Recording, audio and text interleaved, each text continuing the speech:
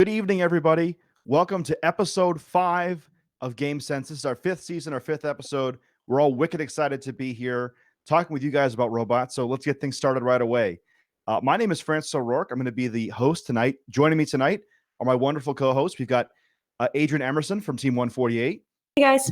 We've got Ruth Toomey. She's from Team number 319. How are you? As our special guest host, we've also got Dave McLaughlin. Dave is a mentor on Team 1983, the Skunk Works. And also joining us tonight is our special guest, Will. Will, why don't you tell us a little bit about yourself? Hey, thanks for having me. I'm the strategy mentor for Team 2041, the Roboteers.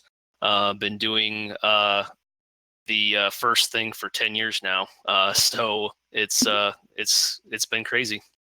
Very cool. And before we get too far, I want to congratulate you guys on winning 3 regionals this year so far, and as well as a chairman's award. So thank you. Hope you guys have plenty of space in your workshop for those blue banners, because maybe some more will be coming. We'll see, though.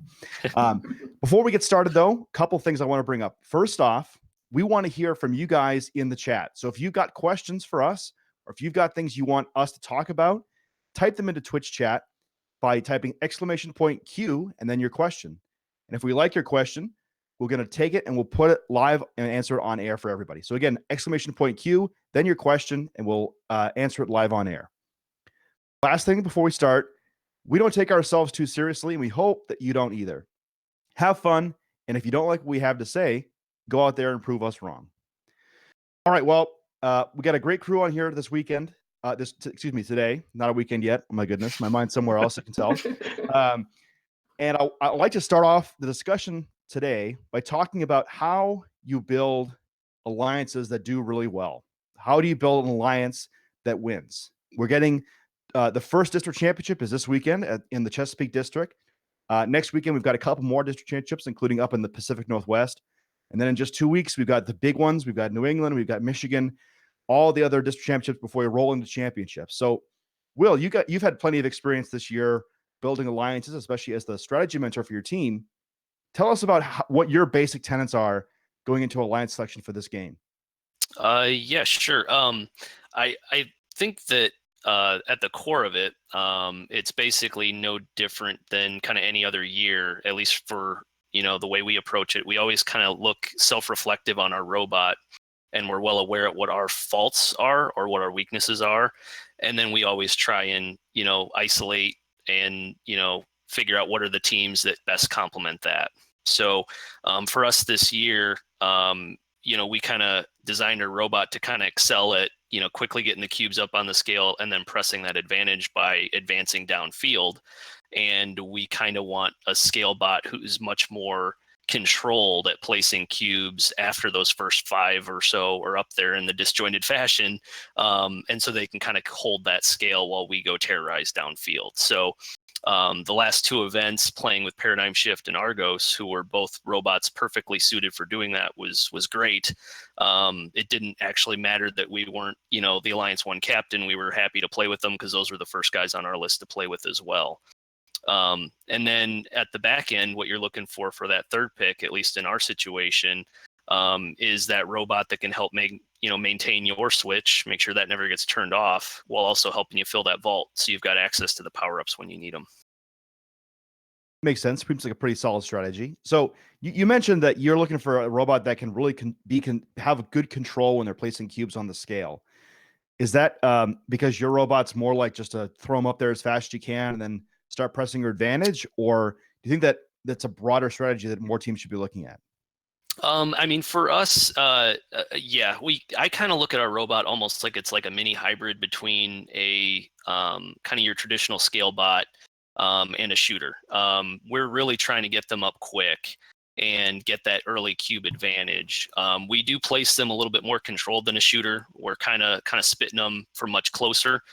When we need to be more precise, we can definitely do that, but we're always trying to crank the speed up. So when we have to be a little bit more precise, I can see our drivers getting a little bit anxious. They're like, we need to go fast. We need to go fast. It's definitely one of those things that we knew in the design phase that we were sacrificing by not putting a wrist on our arm.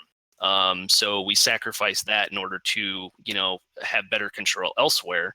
And so, yes, having that help with the controlled placement of the cubes from, kind of more your traditional elevator, or, an arm that has kind of that wrist that can place a little bit more controlled, is definitely something that we put high value in as an alliance partner.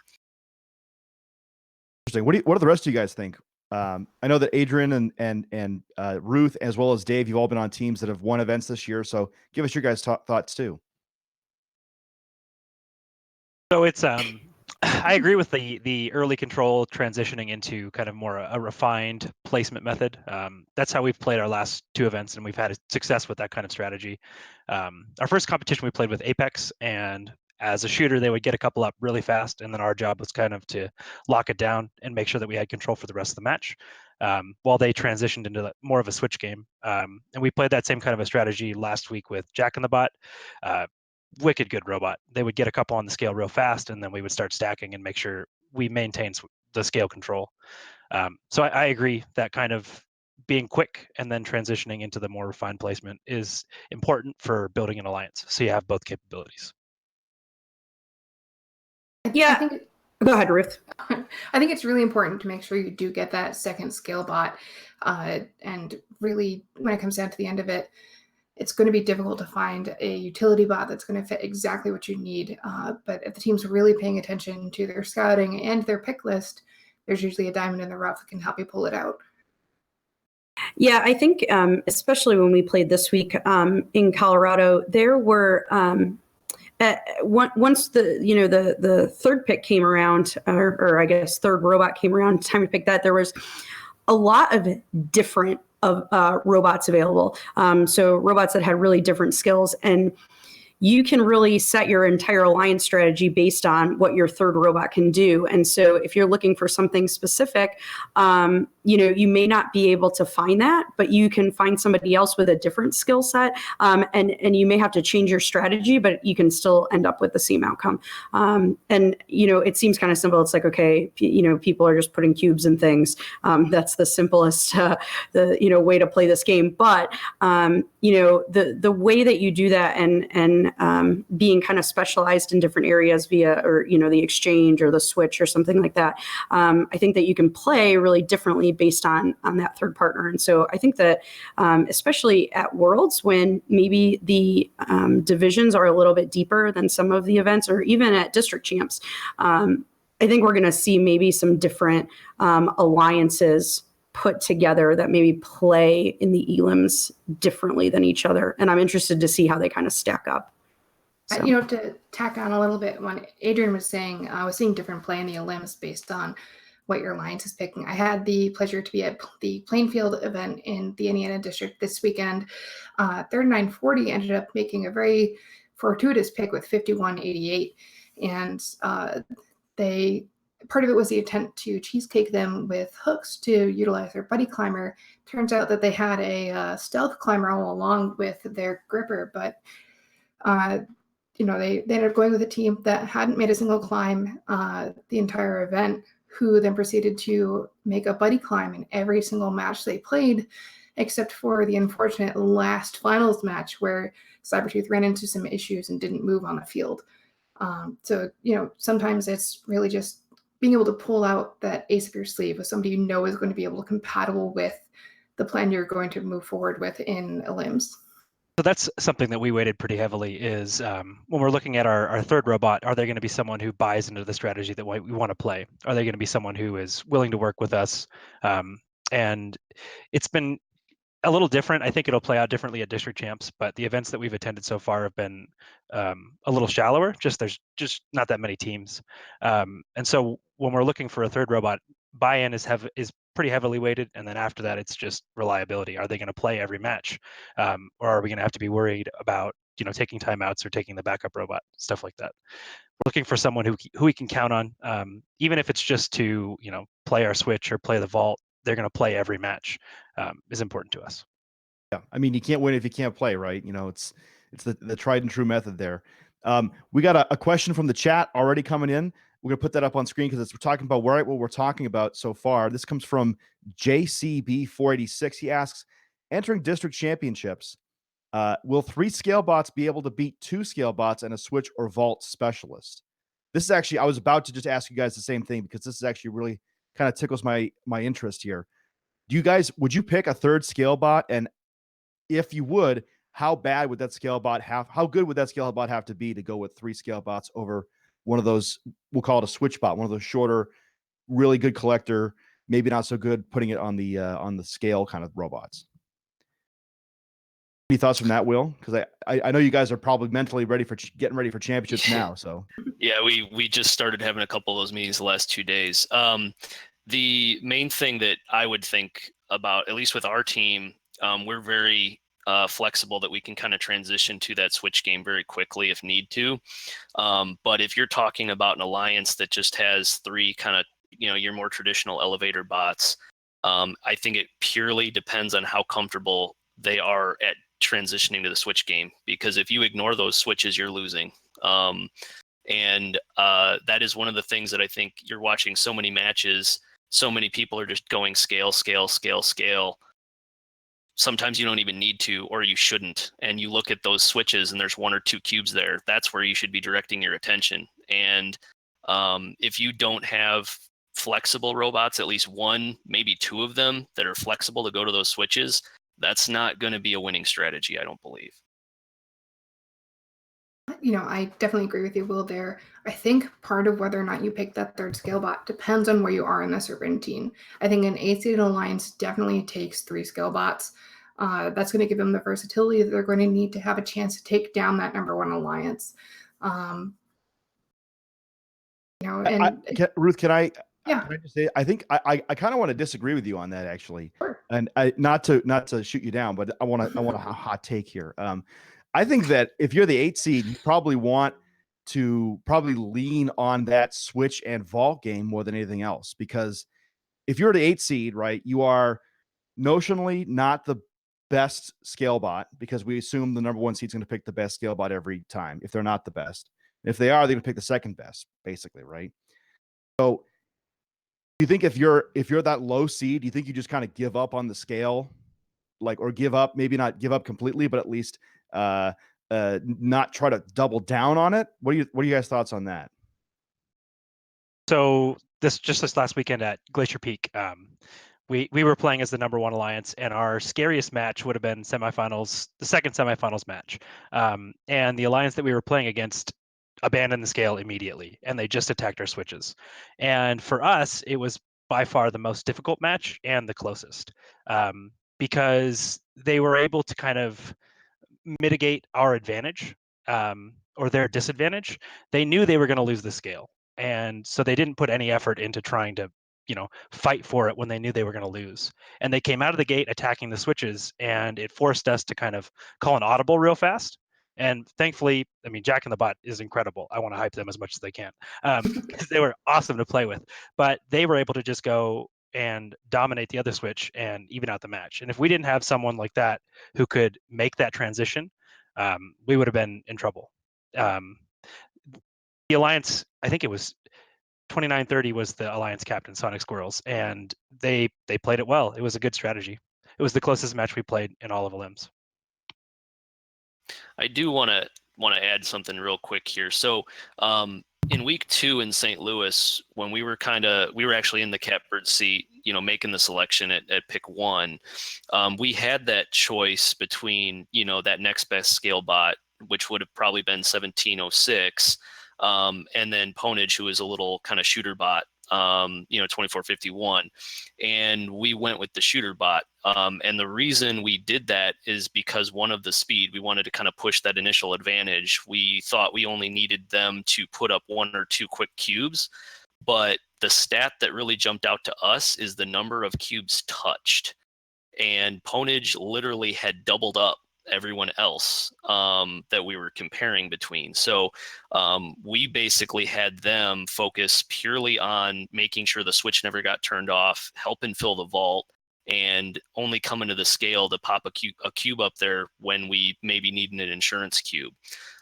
So just being able to get to the cubes, get the ones out of the center quickly, make the other team have to cycle long to get their cubes with their scale bot, that was what we employed in that first event week 2 for us, and it also paid off. So I think there's a lot of different ways to play this game that's not necessarily about the 2 best scale bots at the beginning. Interesting. Can I press you on that a little bit? What do you think? Do you think that the game is still at that level now? Do you think that maybe that was a week 1, week 2 strategy, or do you think that's like something that you can play all the way through, or at least up through the end of regionals? What do you guys think? I think there's a couple shooter bots specifically that I'm going to be watching very closely, especially as it gets close to North Champs, and one of those for sure is 610. They are very accurate. They have a very soft placement, and so they're not necessarily, plagued with what you would traditionally look at a lot of the shooters with, being able to potentially knock cubes out of the way, that type of thing. They're fairly soft, but they're also very fast, and they have a very good intake, and they can control cubes well. So if they start lighting up, that 2 cubes touched, cubes scored metric, that's a team that I'm very intrigued by. But they do have a tougher path to go to get to that next kind of like higher level, because I think they're more than any other style robot. They're very dependent on their partner. I think they would, for example, need a really good controlled scale bot to pair with as an alliance partner in order to really take that next level at the champ level. But they are definitely one of those teams that I think could be very effective at that, and still push that, going to champs. Yeah, I think an alliance like that, has a really high ceiling, but they have less flexibility. And so if something goes wrong, there may not be a lot of ways to come back from that. But when everything goes right, maybe they're able to capture that scale faster than an alliance that's just, placing cubes up, with 1 or 2 or even 3 robots. And so they may be able to get ahead of that, but like I said, they just have less flexibility. So I mean, I'll be interested to see how it plays out, because not everything goes right all the time, right? Yes. Just to add real quick to that, if something doesn't go right, they're now trying to shoot at a scale tipped against them, which is Correct. much harder, Yeah, right? So harder.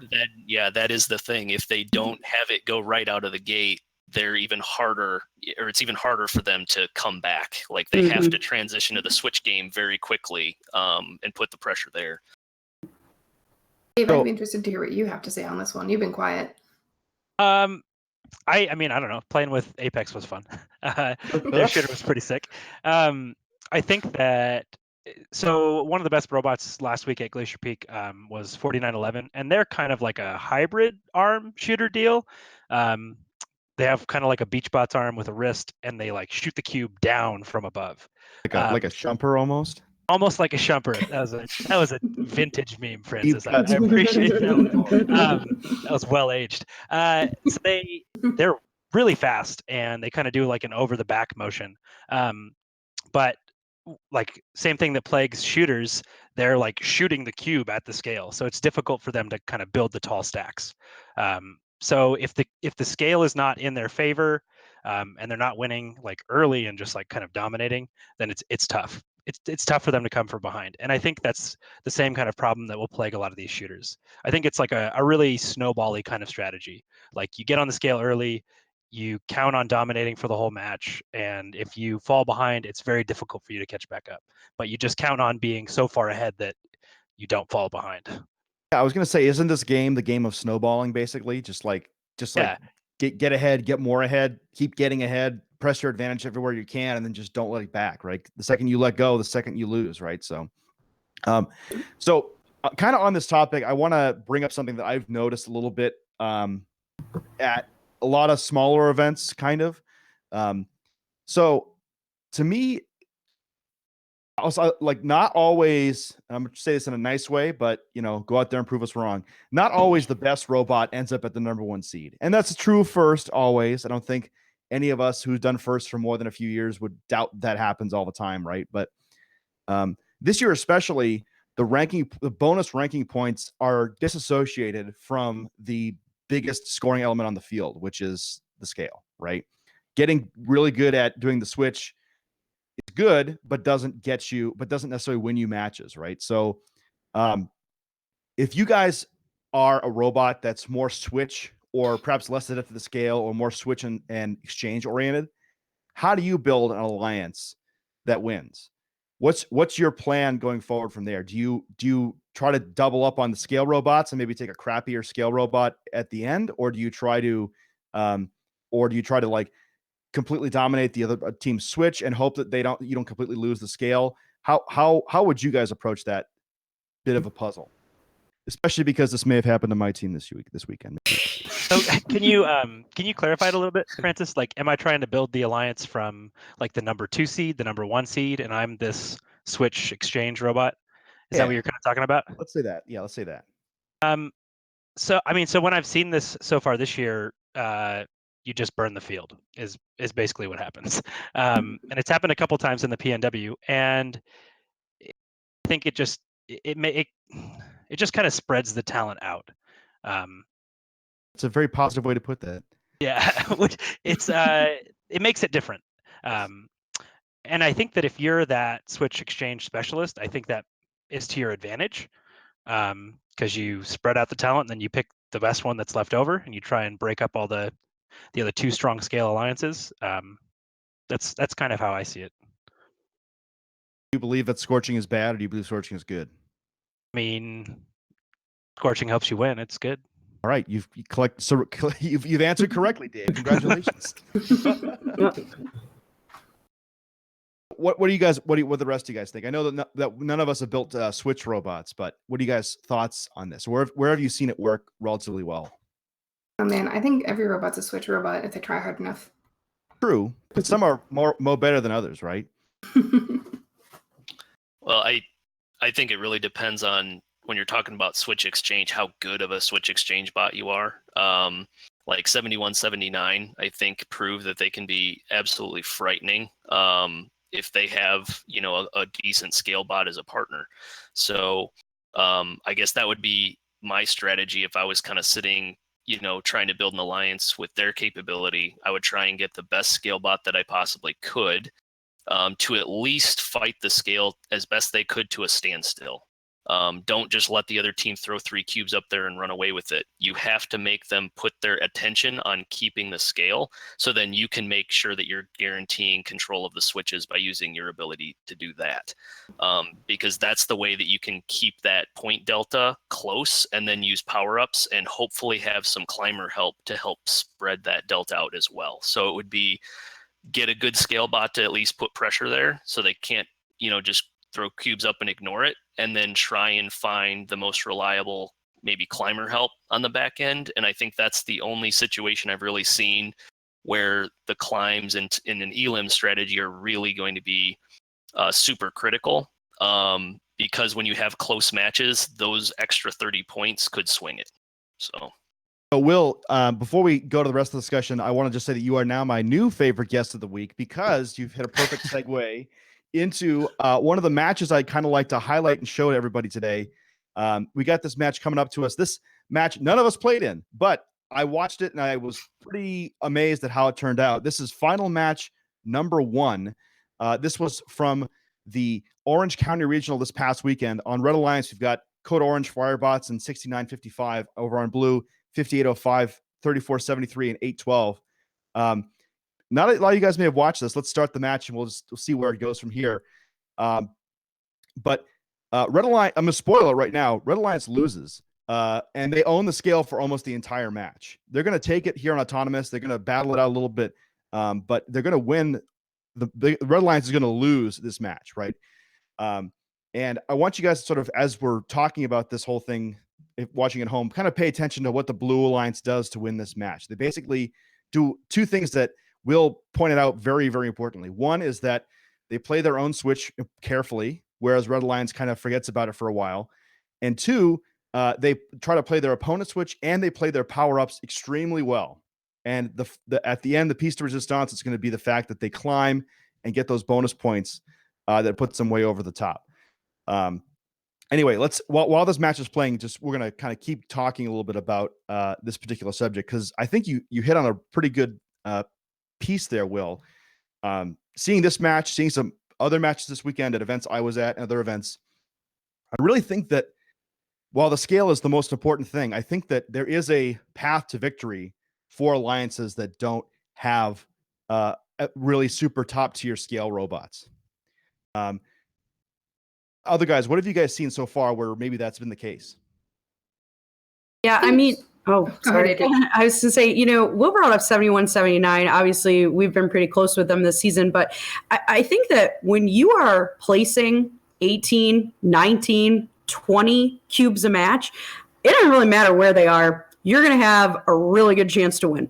When you have one robot on your alliance that can just do things that fast, it puts you in a good place to at least put yourself in a position to win that match if you have any other capabilities with your partners have any other capabilities. And they did really well at their last event in Houston. And I think there are going to be alliances put together like that in the 4th or 5th seed that are going to be like total division busters. Because you're going to get a scale alliance that's going to focus on that, and they're a little strategic genius from a lower seeded alliance like that, and I think you're going to see some upsets. Maybe not every time, but I think it'll be interesting to watch. Actually, wicked hype to watch because I've been afraid since day 0 that this game is going to accidentally turn into a scale only game, but it turns out that like there are legitimate ways to hose out your opponents if you do know how to do it correctly on the switches and other things. One of the other things I kind of want to bring up too is that my team lost a match just like this final one, the qualification match this past weekend, basically by penalties. Basically, the old mantra that if you control your switch for any amount of time, and as long as you own the scale, you can keep it even or slightly ahead, only works if your partners don't commit any fouls, or if you don't commit any fouls. And so that can be a big turning point, especially. The fouls are, I'm not going to say easy to do, because there are some that are easier than others, but there are a lot of them out there, and a lot of them for really big points compared to sort of the amount of time that they're worth. So, yeah, I mean, it was really interesting. So before we move on, anybody else want to talk about some last minute things about how you pick alliances and how you think the strategy of building alliances is going to go? I think the interesting thing that I'm looking forward to watching is the district championships come up, is watching to see when teams figure out where to smartly play defense. The one thing that we've kind of, at least on our team, as we've analyzed the game, is we've kind of noticed there are certain areas of the field that you can completely jam up a team. And we actually used that when our arm wasn't functional in finals match 1 in CIR. We literally just went over there and completely wrecked house. That number 2 alliance, friends on Wave Robotics, love those guys, but they had no idea what was going on. They ran right into us like, Eric, I love you, man, but you even told me after the fact, you're like, I don't know what they're doing. I don't know what to do. We can't get around them. So we basically didn't even have the ability to touch a scale after autonomous, and we just let Argos go put 2 or 3 cubes up there and maintain that. And I don't think they got more than 3 cubes up total the whole match on the other side. So if you can take those cubes off the center lines, and there's at champs there's likely going to be at least 2 of them gone on each side, more likely than not, after autonomous, those will go quick. And then if you force them to have to figure out where to go get cubes, if they have to cycle, that's really easy to just throw people in their way and make that hard. So once you have that early lead, you don't necessarily need more cubes. You just need to stop them from getting back to their scale, and you maintain that. So that's an interesting thing. I think that some point here, I'm just waiting for other teams to figure out, and then it's going to be a little bit of a game changer. Yeah, actually, I want go to ahead, point Ruth. out on the video real we quick. just watched. I want to circle back to this though. It was a really smart play of the Blue Alliance to be able to keep. They didn't really take control of the red switch until later into the match. They kept that balanced, which kept the game even for a very long time, while they could smartly play their power-ups in that match, which really helped them to get that big lead. Yeah, definitely. I definitely agree with that match we just watched. But let's change topics a little bit here. And Will, you bring up a great point. You're now my double new favorite host here. I want to talk a little bit about defense because, as you mentioned, it's something that hasn't really happened so far. People have kind of been of the mindset that, oh, as long as you're scoring cubes, you're playing defense on the other team because they can't score points. But this past weekend, and like you described, I think that we're starting to see defense kind of cropping up as a strategy for teams to try to get some points. Now, when I say defense, I don't mean like knocking teams off of buddy climbers or anything like that. That's not defense, but actually moving around and doing a little bit of bumping and shaking. So Dave and Adrian and Emerson, you guys are on teams that are doing well. You guys are, I would not be wrong to say you guys are on teams that have big targets on them, right? Basically teams that are perennially very good in your areas. Have you guys experienced any roughhousing so far this season, and how do you deal with it, or did anybody do it good yet? I was going to say, man. So I think defense is interesting this year because kind of like Will was saying, like you can play pretty good defense just by placing yourself in a good position on the field, not necessarily like knocking someone around, but I think the best defense that was played on 118 threw like a gorgeous pick on us. And I think it was final 2 maybe, where they like knew what side 16-19's partner climber was on. And they knew that like we were going for it and just like put themselves right in between where we were and where we were trying to go. And that was, I mean, it was brilliant. That didn't decide the match or anything like that. We were down by like 100 points then anyway. But, that I don't know. That was the best defense that's been played on us this year. It was pretty effective. Yeah, I would agree. It's like zone defense pretty much. There's a lot of choke points on the field, and if you notice that, like if I'm trying to play defense and I notice that the team I'm trying to play defense on has put themselves behind one of the chokes and I can just hang out, I'm doing my job because they have to try and bully their way through me, and that's something we've seen a couple times, and it's probably been the most effective defense. Something that we like to do is towards the end of the match, if we see someone trying to go for a buddy climb or trying to climb some ramps, especially like the side ramps, we hang out in the null zone and try and make it difficult for them to like squeak by to get up onto the platform. That's been our secret sauce. We did that a couple times at our first event and prevented some climbs on ramps, 2605's ramps, just by kind of zoning in the null zone. Yeah, we saw that at Dallas a little bit too. We had our third partner like kind of hang out in the null zone if we knew that they were going to have to cross. And it was weird because it like at one point created these like offsetting penalties because like our partner was in our platform zone and they were in their null zone and they were like hitting each other. And the ref was kind of like, I don't even know what the foul is right here. But yeah, it's who knows? So yeah, I mean, just placing your robot sometimes in a place on the field that is really convenient for you and not convenient for your opponents has been really effective. Yeah, it's kind of like the 300 strategy, basically defend the pass, right? So what were we gonna say? Sorry about that. No problem. I was just going to say one of the things right now we don't have any of our climbing hardware like on our robot. So we've done these 3 events knowing that we're not intending to climb. Part of that was intentional. We were thinking maybe some of it was going to get on this last weekend, but we've noticed that at some of these events that we've been at that there are a lot of robots. Lots maybe too strong of a word, but there are some robots that design their double ramp capability around a switch exchange kind of situation, so they're not necessarily scale capable, and that means that in those matches they're usually the one back there filling the vault because they're pretty good at it. So if we're downfield terrorizing, we see them, it's like a huge bullseye on their back. There is no way that robot's getting anywhere close to that platform at the end of the game, and so we just make sure that they can't get there, and we did that quite successfully, I think in semifinals, if I remember right, at Wisconsin, because we were downfield already, and we noticed the only chance that they probably had at the end game was to get those 90 points, and we just never let them get on the platform. So cool. Before we go any further with this, I just want to we're gonna play a video of Will's robot. Will picked this video. It was his most favoritist match that got recorded and put on the Blue Alliance.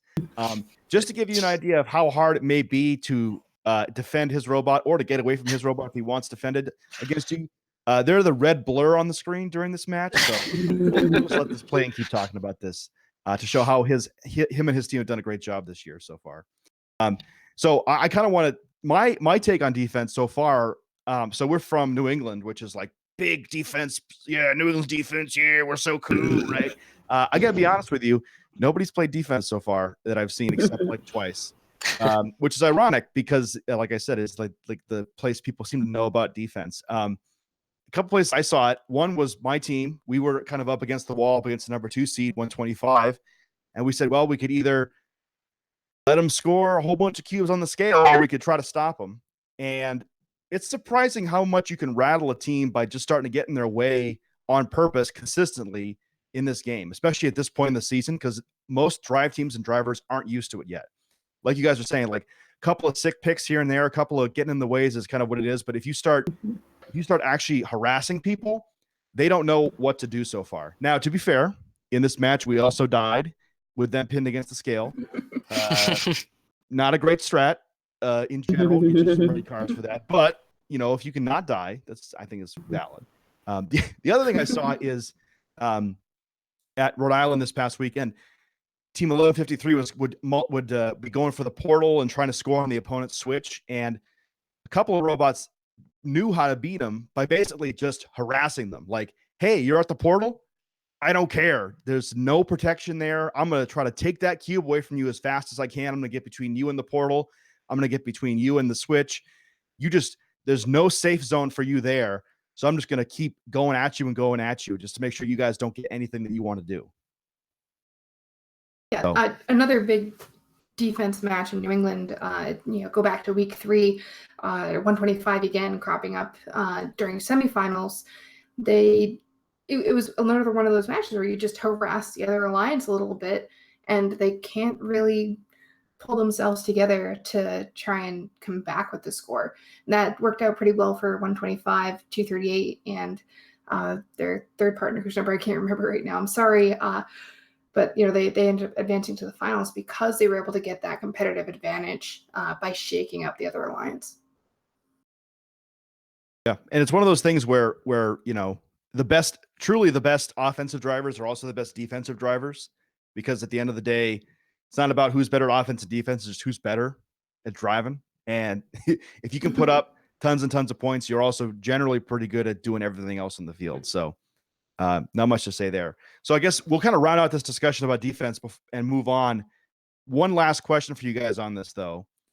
Do you think that we're going to reach peak defense before championship, or do you think that it's just going to get kind of more and more contacting and more trying to play chicken with your opponent, pin them on one side or the other, like Dave was saying, or getting the ramp bots or the climb bots stuck on the switch, like Will was saying? Do you think we're at the peak, we're reaching the peak, or do you think the peak is way off in the distance? I think we're going to reach defense levels we haven't seen before. The defense strategy is going to get a lot more elegant, a lot more elaborate, and we're definitely going to see a lot more sneaky defense like Dave was talking about. People are going to be looking to draw those fouls to be able to get themselves that bit of an advantage. They're going to be able to look to sneak in, hits at the portal, like you were saying. This is going to become a whole nother level. We're going to see games that are going to play out like a basketball game. It's going to be amazing. I think the barometer, at least this is what we've kind of talked about on our team, is as soon as those centerline cubes are gone, that's where you can, as an alliance, you can make a choice. You can try and go to the portals and pressure, or that's where you can, depending on the field state, you can transition to more of a defensive and hold situation. And I think that's going to be something that we might see in hybrid. Maybe one or two of your alliance members tries to keep the pressure on, and then the other one goes to hold and defend. So as the game evolves, you'll see those centerline cubes go quicker. And I think at the champ level, you're going to see those centerline cubes gone in probably the first 30 seconds of the match, give or take. And that's when you're going to see defense probably have to show up in some way. And I think that's what we're probably going to be seeing maybe at the district champ level, but I would assume that at some point we're going to get there, at champs for sure. All right. Well, thank you guys for talking about defense with me. So we'll move on to another topic here that I've been kind of wanting to cover. And we've talked about this previous episodes of the show, but I want to get your guys' take on it because we got a new gang of Fraggles here. So autonomous mode, right? Very important, obviously. And I think, Will, you kind of touched on this a little earlier. So my brain froze. I apologize. Autonomous mode. We're talking about autonomous mode. Word, yeah. Autonomous. No. So autonomous mode. So obviously more cubes is better. Duh. Not hard to figure out. But and having more autonomous modes is better. Also, duh. Okay. Two things. One, how do you guys see the ceiling for autonomous modes? Right. I know that, Will, you're on your team. You've got a 3-cube auto that you managed to successfully pull off a few times. Emerson, you guys, I think, have a 2-cube scale auto that I saw you guys play with. And Ruth, I saw you have a scale and a switch auto, or excuse me, a double switch or a scale auto. And I believe a scale and a switch auto as well. Where do you guys see auto going as we get towards the highest levels of competition? Like Will was saying, we're going to probably see a lot of those cubes get picked up really early on the center lines there. But do you think that it's going to be more important to start dumping cubes on the switch and autonomous? Or do you think that the scale is going to remain king as we go forward? I think it's going to depend on the match, but I will say this: we had a qual match. I think. Oh my god! Yeah, we had a qual match where we did 3 on the switch and our partner did 1, and we didn't have to think about the switch for the rest of that match. I mean, the whole match. Nobody came after it. There were 4 cubes on it coming out of auto. But I mean, I think that I think the biggest thing with auto and where I see auto going is the coordination between alliances, and having that flexibility is going to rule. So I think that it just being able to be coordinated wherever it is, I think that's going to be where you see kind of like elite auto alliances come out, because auto is hard. Auto is hard this year too. I think the most frustrating thing for us was, like, we had one, permutation of the field come up, and our auto didn't work quite right, and we never saw that permutation again for the rest of the event. So we made adjustments, and we have no idea if that auton works still, and that is really frustrating. Run back. Oh wait, no. Yeah, thanks for reminding me. Maybe next year. So yeah, I think, and that was one of the things that was kind of a little cool for us this weekend, was when we got together with 1619. We were able to like kind of quickly go, okay, we've got this, and this. You guys have got this, and this. What can we do to either make those two work better together, or what can we do to make sure we at least don't like take each other out in auton? And to be able to like kind of quickly go through all that, I think was really helpful for us. I see it very similarly. The coordination, the teams that can be flexible, and maybe take your other alliance partners and be like, okay, that's what you guys do well. We're not changing that. We can adapt ourselves around that. I think that's going to be what really kind of sets some alliances apart at champs. We've already kind of started talking about, what can we do in the scale ourselves? Can we, if it's opposite field and we have a partner that we can trust with a 2-cube over there, can we get our cube over there to make sure we have 3 all the time starting in the scale? Potentially 4 if we can find a way to orchestrate that.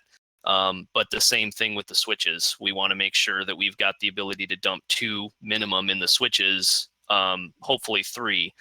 So you're trying to get at least 6 cubes between your 3 robots scored in autonomous is kind of the idea that at least we've got. And how you can orchestrate that, if you can make sure that that's foolproof at all 4 orientations, that would be absolutely killer. Now the trick is getting there, but I think that's the that's where, if you can get there, I think that's going to be very, very, very difficult to stop if you're the other side, because you can't do anything to stop it because it's an autonomous. So, Will, did you come up with that 6 number based on sort of like, do you think that this is a possible solution? Like, oh, I think that it's 2 in the switch and 4 in the scale is like possible, or is 2 like a number, or 6 is a number you've kind of derived that as like I'm going to call it like the Beatty chokehold strategy, like the strategy that you think is going to win.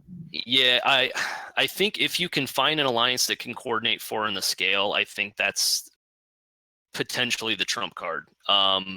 Because I don't see that being like, I mean, we're working through all permutations trying to figure out how to do that, and it's, like playing chess against yourself. But if you can find that out, the chance of the other alliance being able to figure it out as well, I'd say is pretty low. So that means you're starting the match guaranteed with the scale control, which is usually pretty huge. But I think realistically, we looked at it and we think, just based on what we know our robot can do versus what we've seen other robots do in autonomous, we think that 6 is kind of that sweet spot where we're comfortable feeling like we can get 3 scored, or at least getting to the point where we can get 3 scored consistently. We feel like another partner, high up on that draft board is probably going to have a consistent 2. And then if you can get your single cube out of your third partner, there's the 6.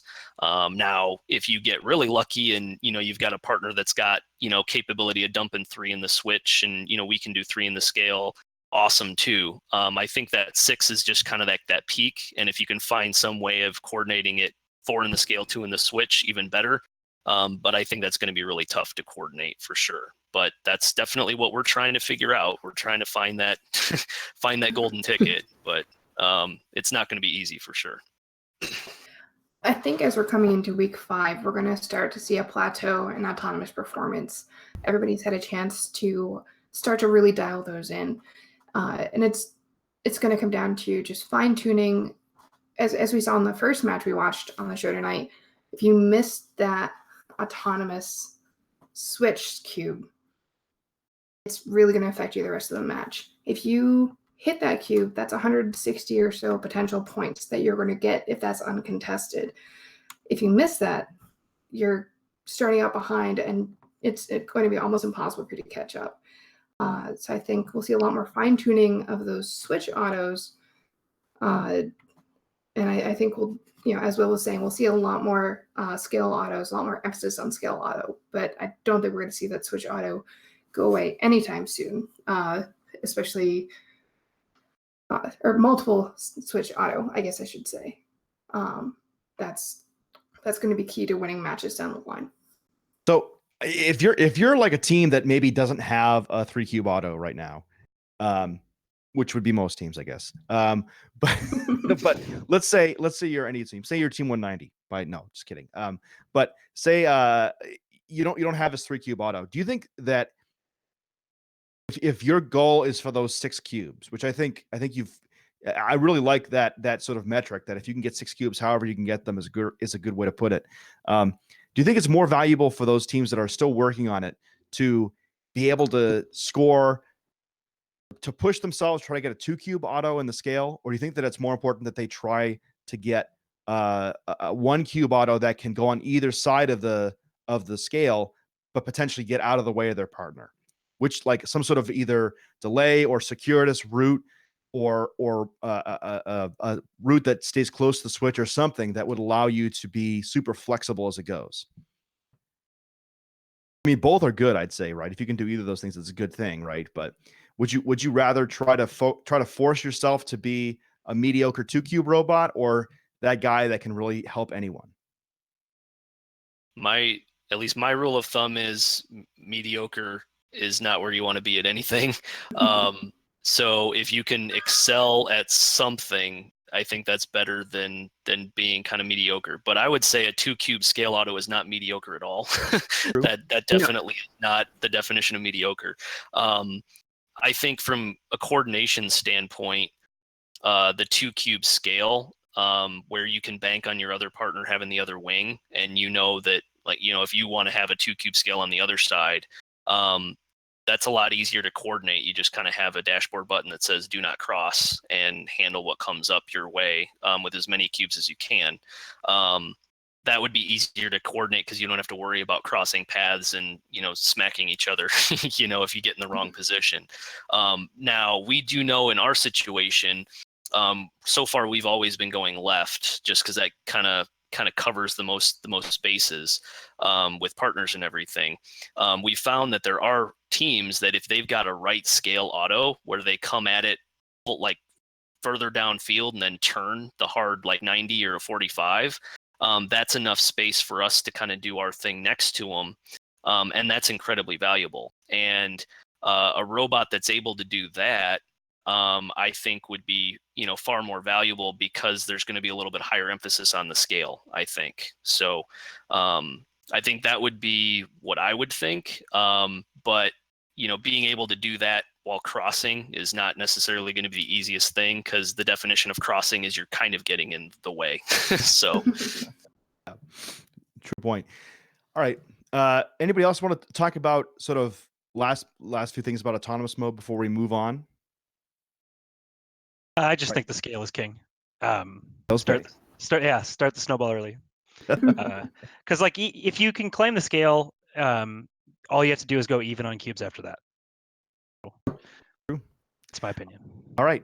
Well, we're going to go to another topic in just a second, but this is going to be last call for questions, everybody. So we've got a good crowd in the viewing tonight. So if you've got questions for us, send them into the chat. Again, just like it says below, !Q followed by your question.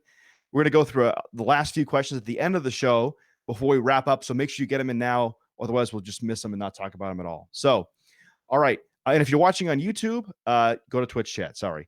Sucks to suck. All right. Moving on. The last kind of topic I want to talk about is the concept of buddy climbing, right? So we've seen a lot of teams do buddy climbs in qualification matches because it's a huge advantage to being able to climb with your partner, get up there and get that ranking point with whatever chassis robot may be available, right? As long as you can move, you can go onto some forks or go onto some ramps, get yourself up there. And Ruth mentioned earlier, 3490, their buddy bar worked really well, even though the robot didn't have hooks on it. They managed to still climb robots up there. Yeah. So, I brain farted again. That's what I get for looking at the chat when I'm talking. So, yeah, buddy bars are cool. No, so okay, I figured it out. I got myself back here.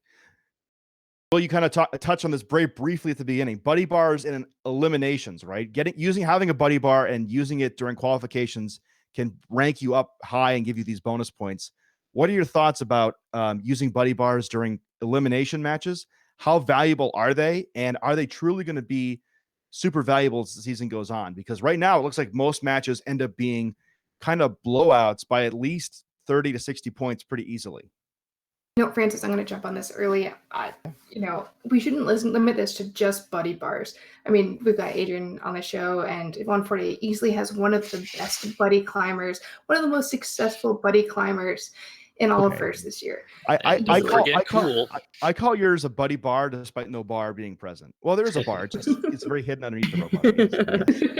You're right. There's much more Velcro than bar. Yeah. I think buddy climbers are some of the most important climbers this year. It's very uncommon that you end up with an alliance pairing like 133 and 319 at North Shore, where you've got somebody with that hook on a rope that can pull off to the side while the regular climber just climbs. If you're not getting all three climbs, whether it's by 3 robots climbing or it's with the levitate and 2 climbs, you're out in RP for that match.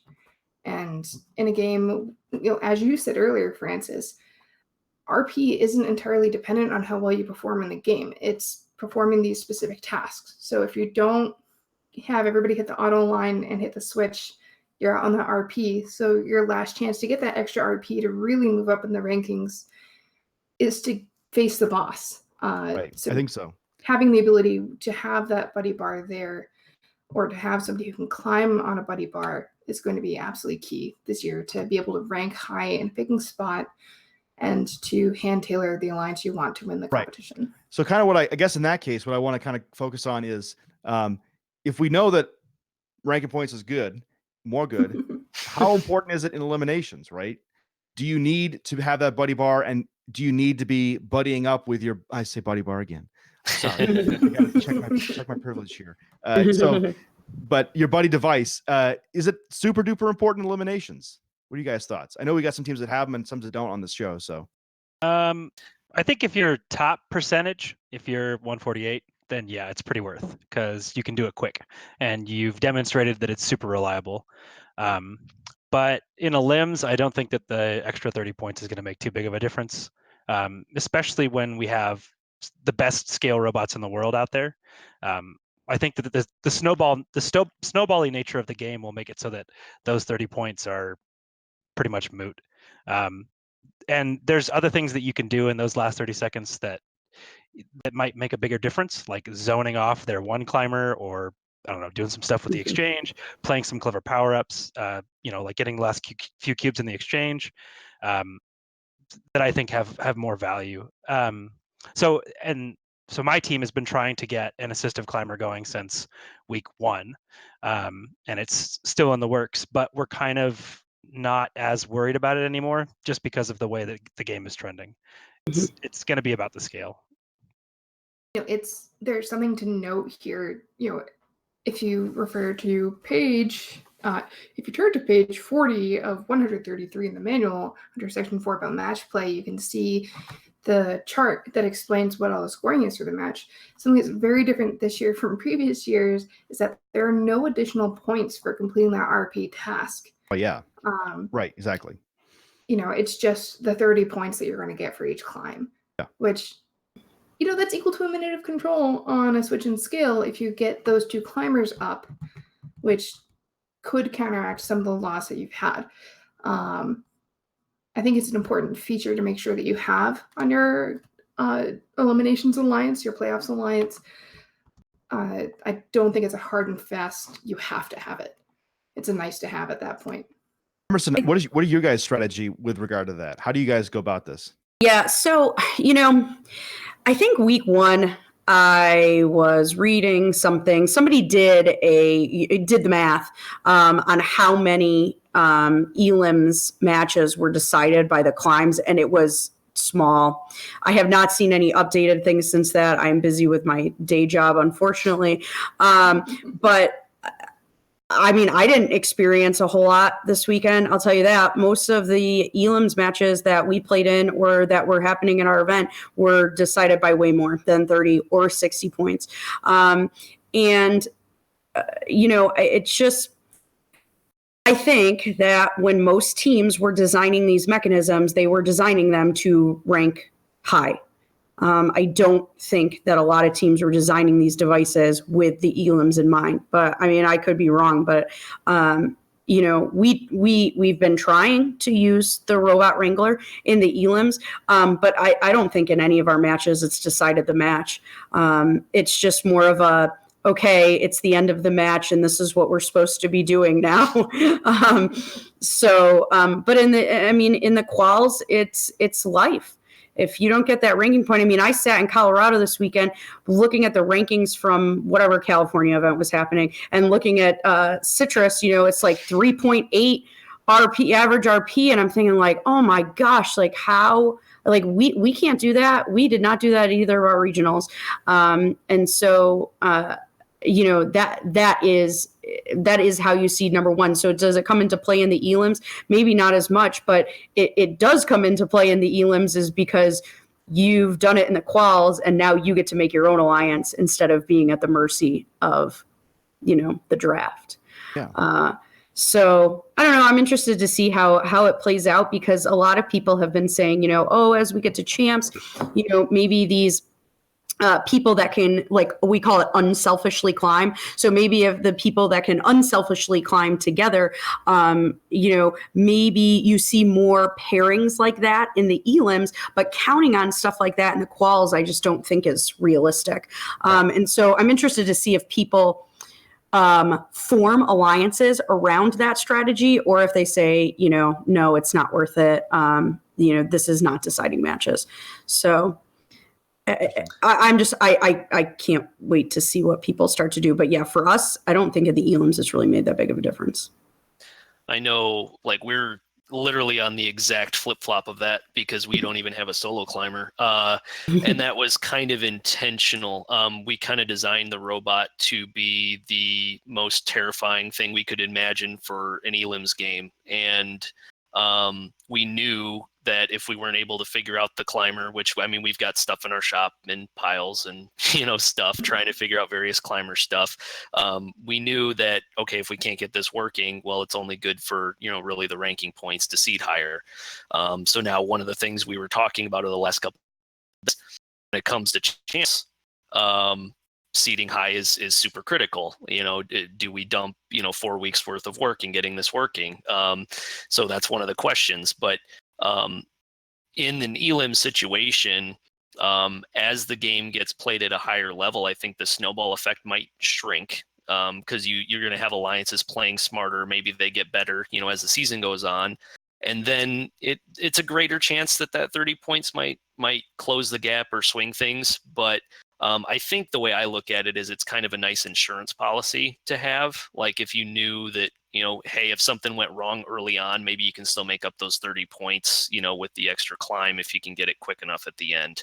But I think, like you mentioned, I think everyone that was really looking at those, climbing mechanisms really was looking at it for the ranking point. And, knowing that in an elim situation, it's likely not going to make, the difference if they do everything else correctly.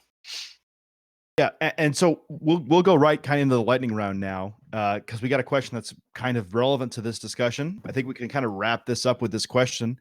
This question comes to us from one of our viewers here, Mamba935. He or she asked, if you're ranked number 1 because of a double climb, you rank real well at double climb. There's a few other buddy climbers at an event. Is it better to choose another buddy climber to take that away from potential alliance, or to choose a scale bot for dominance over the scale, or maybe even any other robot that might do real good?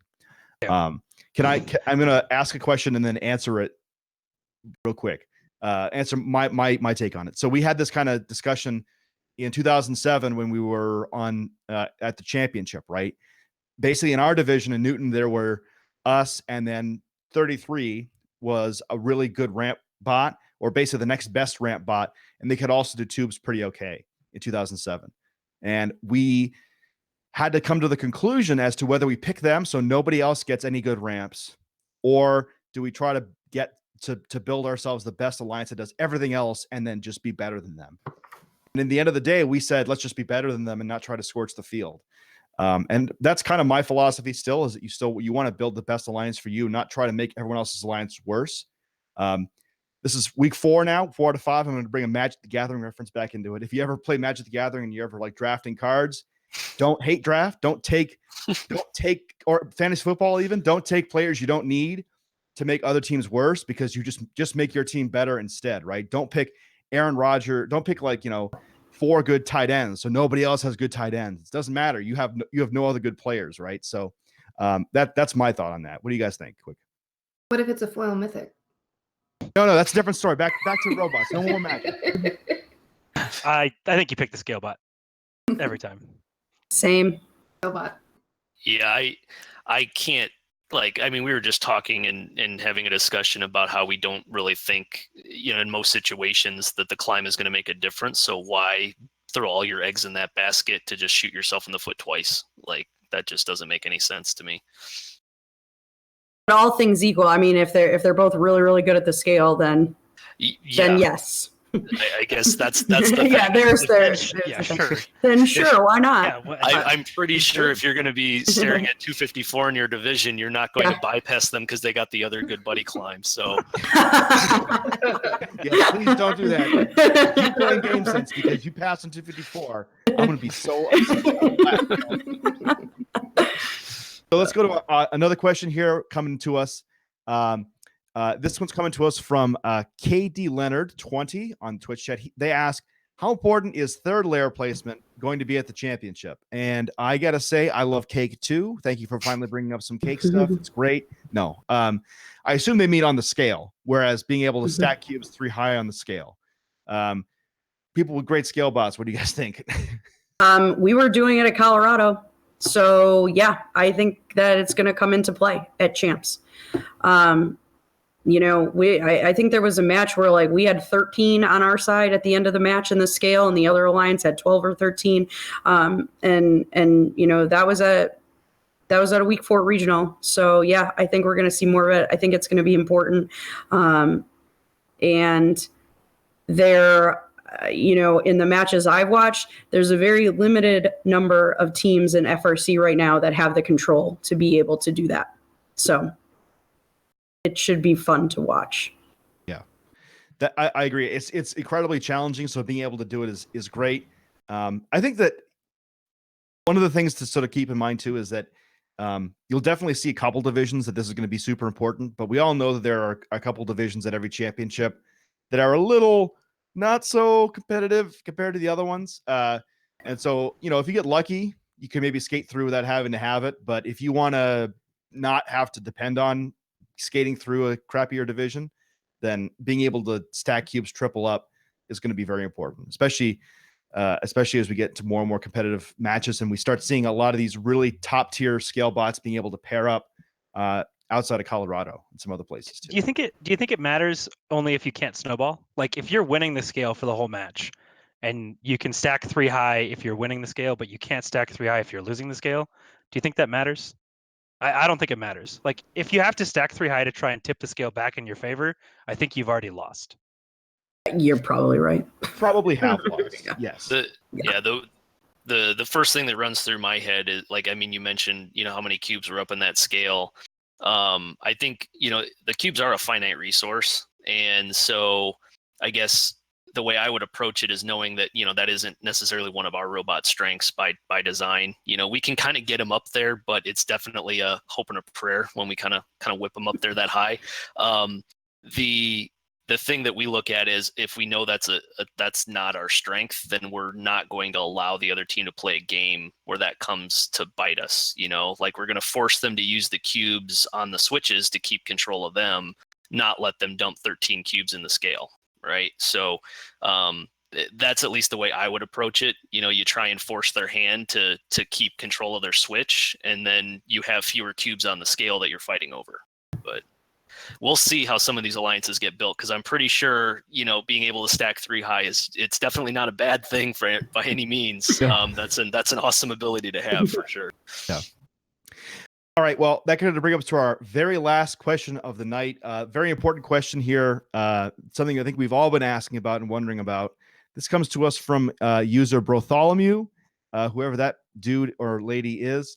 They ask, how have the colorful robots been doing this year? Checking in since was last asked in week 1. So, so I would say that I think colorful robots are definitely on the rise. I would buy now in colorful robots. 3940, purple and white tie-dye. They did really great this year, a finalist at their district event.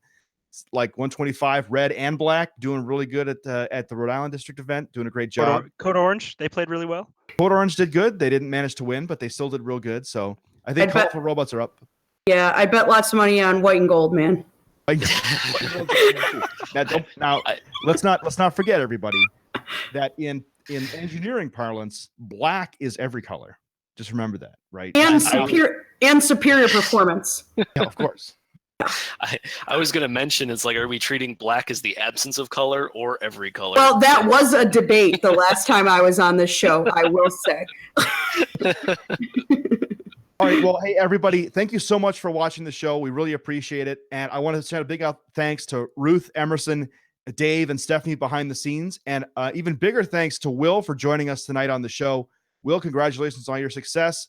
And we hope to see you we definitely will, but I will see you in Detroit. Oh, yeah. Thank you. Yeah, it should be fun. We're looking forward to it. Awesome. All right. Well, everybody who's watching, a couple of things. Remember, if you want to see more from us, follow us here on Twitch or subscribe to us here on YouTube. If you really like what we do and you want to support us, you can subscribe to us on Twitch. It's just $5 a month. And if you've got Amazon Prime, it's free. And that kind of stuff allows us to do all the awesome things that we do, whether it's this show or go to the championship and do stuff like the first champ live or Chessy Champs or Beach Blitz or IRI or all those different things. So if you like what we do, go ahead and hit the subscribe button. And again, if you have Amazon Prime, it's free. So thank you all for watching. We're going to see you here next week at 9 p.m. on Wednesday, 9 p.m. Eastern, for our episode previewing the first set of the second set of district championships. That season's coming up right away. So thank you all for watching, and we'll see you soon. Bye-bye for now.